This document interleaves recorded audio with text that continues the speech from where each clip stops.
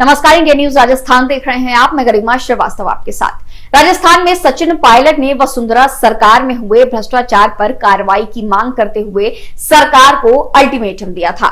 इसके साथ साथ जनसंघर्ष यात्रा भी निकाली थी। वहीं ये सब चल ही रहा था कि वसुंधरा राजे ने ऐसा बयान दे दिया जिसे लेकर राजनीतिक गलियारों में चर्चाओं का बाजार गर्म हो चुका है। राजस्थान की पूर्व सीएम वसुंधरा राजे ने सचिन पायलट विवाद पर एक बार फिर से मुख्यमंत्री अशोक गहलोत पर निशाना साधा। वसुंधरा ने भगवान श्री राम और उनके पिता दशरथ का उदाहरण दिया और कहा कि एक समय था जब पिता के आदेश पर भगवान श्री राम सिंहासन छोड़कर 14 साल तक वनवास गए। भारत को सिंहासन पर बैठाने की भी तैयारी हुई, लेकिन उन्होंने त्याग की मिसाल पेश की। आज कुर्सी के लिए किस किस तरह के हथकंडे अपनाए जा रहे हैं, एक दूसरे पर तीर चलाए जा रहे हैं। लोगों के मुख में राम, बगल में छुरी है।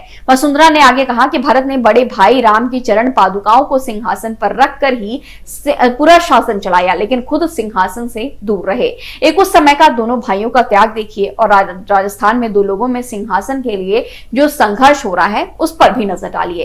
राजस्थान में 2018 के विधानसभा चुनाव के बाद से ही अशोक गहलोत और सचिन पायलट के बीच सत्ता को लेकर संघर्ष चल रहा है। पायलट अपने तीखे रुख हमेशा ही दिखाते रहते हैं। कुछ समय पहले ये घमासान उस वक्त और तेज हो गया था जब पायलट ने वसुंधरा राजे सरकार में कथित भ्रष्टाचार के मामलों में कार्रवाई की मांग को लेकर एक दिन का अनशन किया था। इसके बाद सचिन पायलट ने प्रेस कॉन्फ्रेंस कर सीधे तौर पर नाम लेकर अशोक गहलोत पर निशाना भी साधा।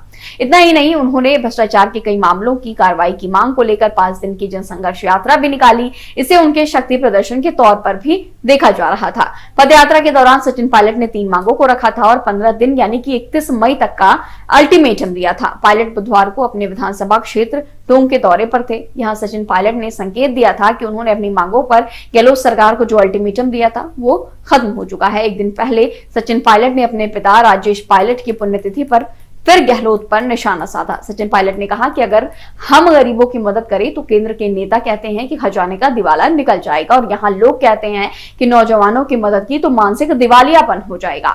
अगर हमने कोई मांग उठाई है तो वो लोगों के लिए है। कुछ दिन पहले ही मुख्यमंत्री अशोक गहलोत ने कहा था कि विपक्ष कहता है कि पेपर पीड़ितों को मुआवजा दो। बताओ ये कैसा मानसिक दिवालियापन है। सचिन पायलट ने वसुंधरा राजे पर भी हमला बोला और कहा कि वो मुझसे बड़ी है, लेकिन मैंने कभी अपनी भाषा की मर्यादा का उल्लंघन नहीं किया।